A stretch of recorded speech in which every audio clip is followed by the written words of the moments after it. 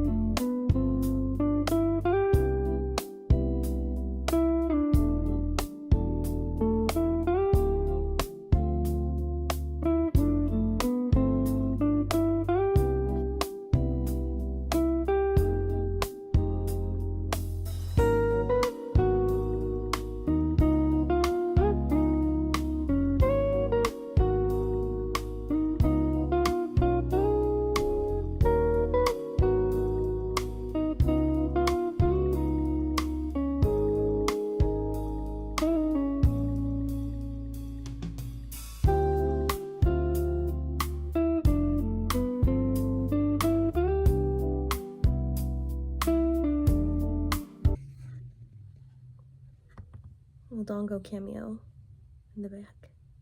Anyway, yeah, we're gonna go get dinner at this new dumpling place in Everett. It's called Dumpling World.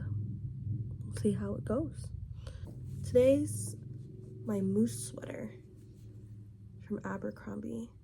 I feel like I've been seeing a lot of like dog sweaters lately, and I want a cat one, but I also have this really cute moose one. I want to get a scarf in that color so I can match my moose. I'm a little more than halfway done with the 10 Loves of Nishino. It's not my favorite work from Hiromi Kawakami. I liked the Nakano thrift shop a little bit more, but it's still, like, in my opinion, it's one of those things where it's like, if you're a completionist and you want to read it, it's enjoyable enough, but I don't know if I would go around recommending this book to people. I think one of my main reasons why I'm not really enjoying this book is the character of Nishino. Like, I know that he's supposed to represent something to these women. So, yeah, he's really enigmatic, and he's pretty much whatever the women want him to be, because it's told from the woman's perspective of their relationship.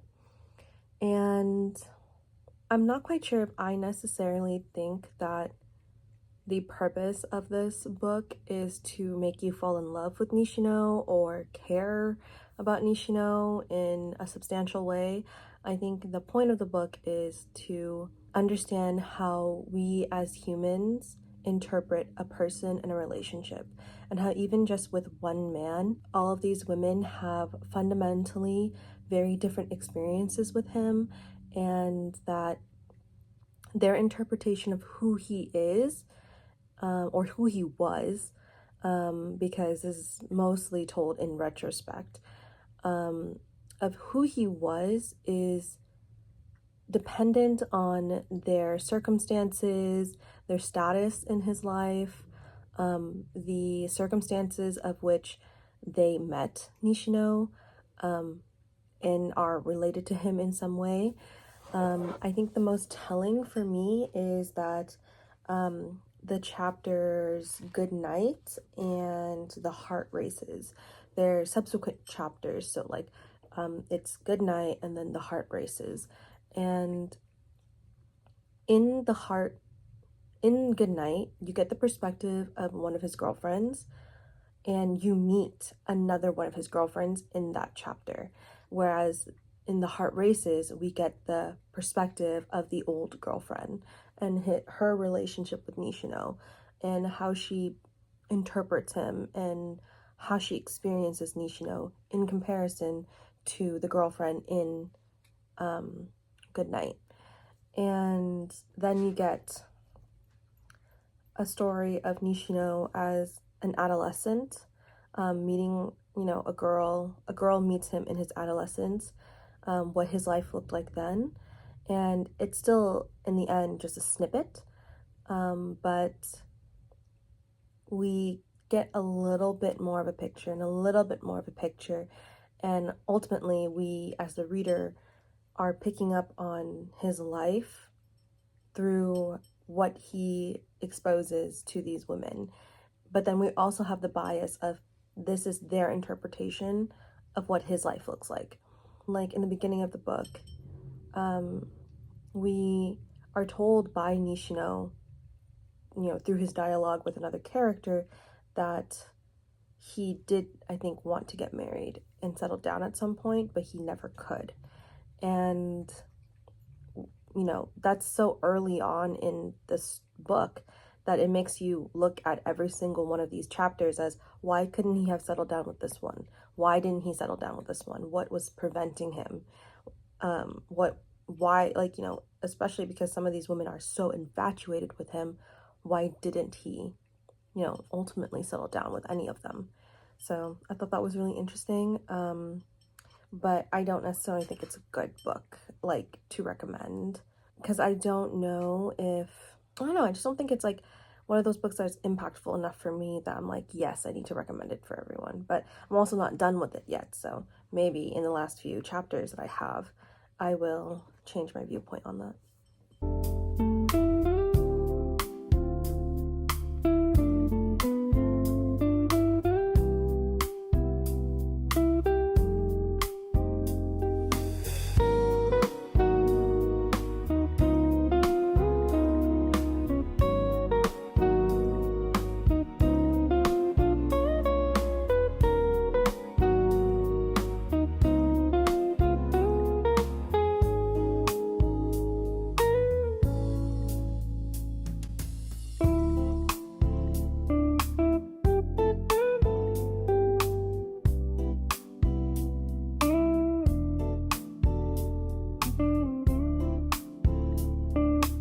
This book is just too good. I'm so glad I finished reading this. Though I would suggest checking trigger warnings because there are some topics in here like SA, CSA, a lot of the traumas that particularly women and children faced during the wars. I don't know how I feel about the descriptions about autism in this book either.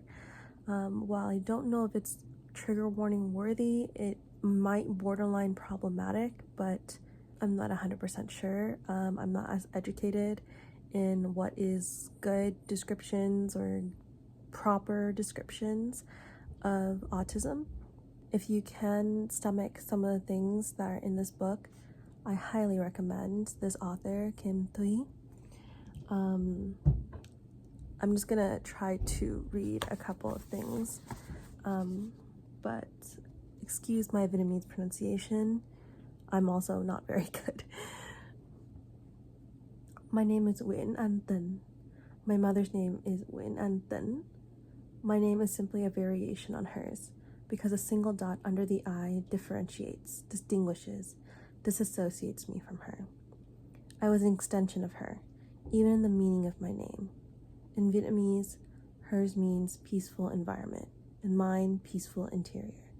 With those almost interchangeable names, my mother confirmed that I was the sequel to her, that I would continue her story. The history of Vietnam, written with a capital H, thwarted my mother's plans. History flung the accents in our names into the water that took us across the Gulf of Siam 30 years ago. It also stripped our names of their meaning, reducing them to sounds at once strange and strange to the French language. In particular, when I was 10 years old, it ended my role as an extension of my mother. So it just so happens that the thing I read before was like the first page, the first couple pages, and then this is from the last couple. But I have a lot of stuff tabbed in between. It's just that it just takes a lot more context for those ones, and I just want to show the writing in this. I don't think that there's like spoilers in this book, but if you don't want me to read the last couple pages, then stop now and skip. As for me, it is true all the way to the possibility of this book, to the moment when my words glide across the curve of your lips, to the sheets of white paper that put up my trail, or rather the trail of those who have walked before me, for me.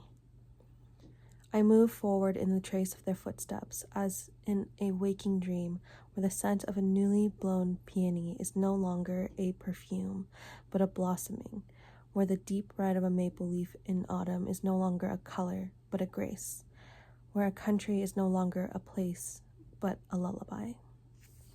This book, this author, so amazing. She's probably gonna be one of my new favorite authors.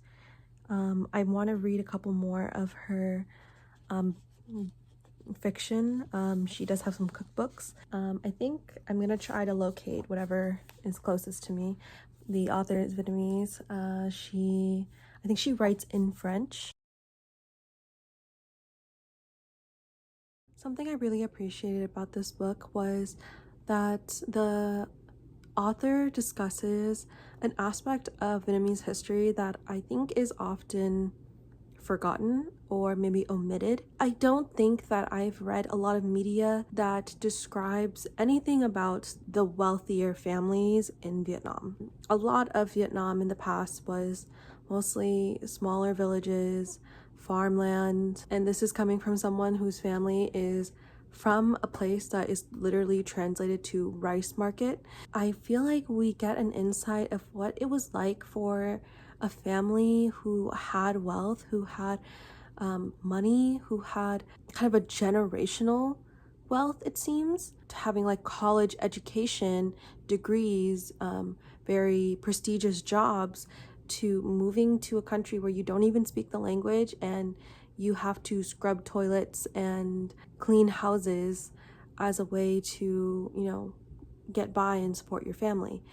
And I'm not saying that those jobs are not important or, essential for, society. It's just that there is a lot of pride that one may take from, their educational background, their career background, and to have to throw that pride away due to language barriers, due to possibly racism, due to, war trauma. I think that is a very specific experience that maybe a lot of Vietnamese people haven't heard, of when it comes to Vietnamese stories. Really interesting.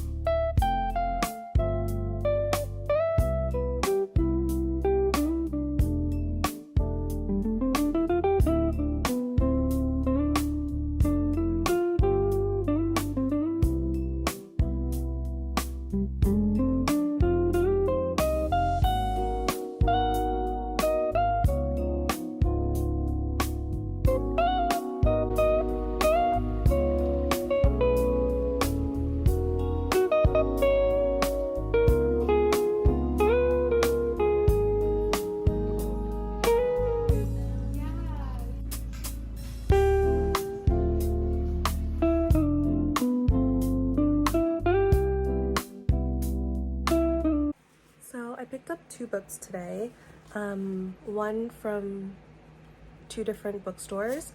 The first one I picked up is Letters to Milena by Kafka. I picked this up at Arundel Books in Seattle. They're located in Pioneer Square. and I was there with a friend, and we were checking out this bookstore. I've been wanting to go for a while. It's really cute inside. They're located in a historic building, and it has, I think, the original historic architecture, if that's what it looks like to me at least. I don't know how accurate that is, but it was really cute. They had a really good selection there. I would say a lot more uncommon books. I recommend checking them out in Seattle. I think they have the best selection for rare books that I've seen in Seattle, so I would definitely check them out.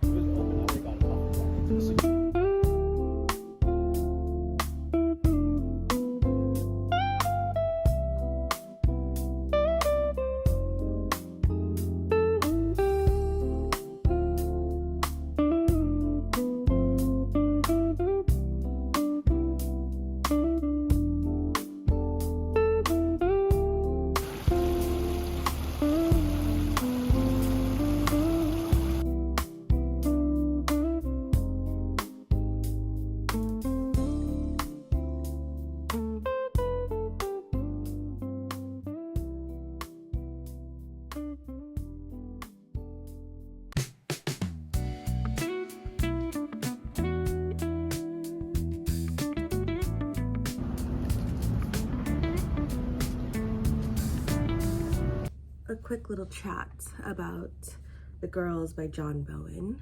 I just finished it, and it is so funny, like incredibly funny. I don't know, it has this like very dry British humor to it, but it's not like, this is not like a comedic book though. It is very clearly an exploration about countryside living, small villages, kind of living in an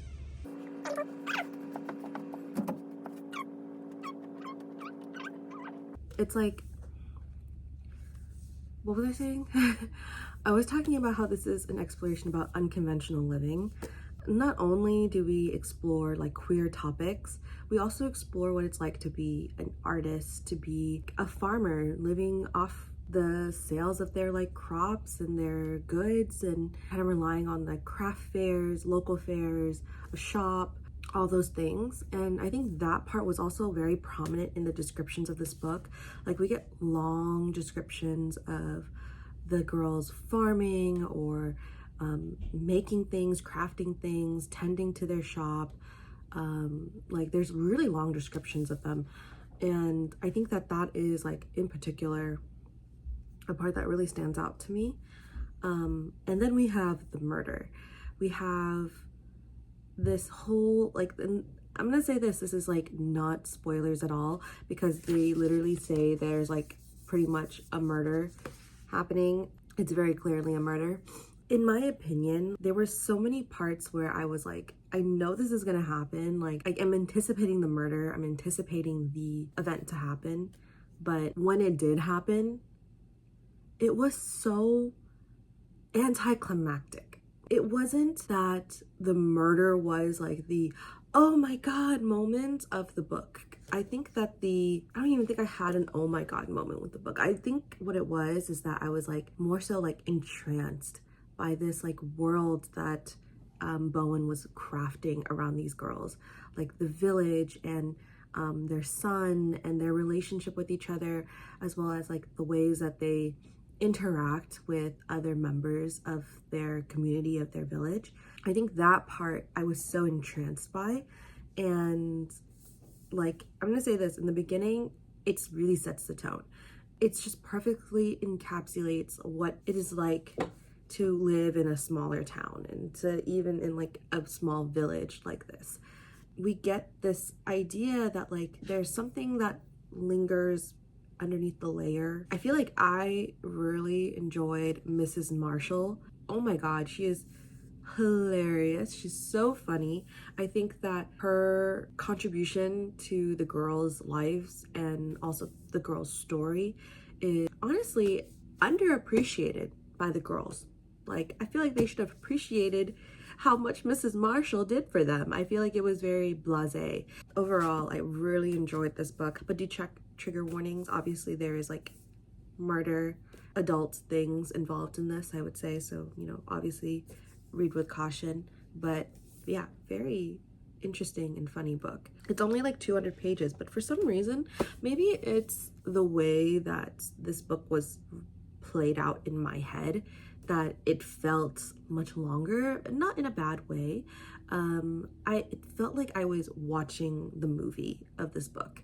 Like, I have a very vivid imagination, so like when I read, I do always kind of feel like I'm watching a movie, but for this one, it felt like a very slow movie, a very step-by-step movie. Like, it felt like it was gonna be like a 3-hour movie, if that makes sense. Like, I was sitting down for like 3 hours to watch this like monster of a film.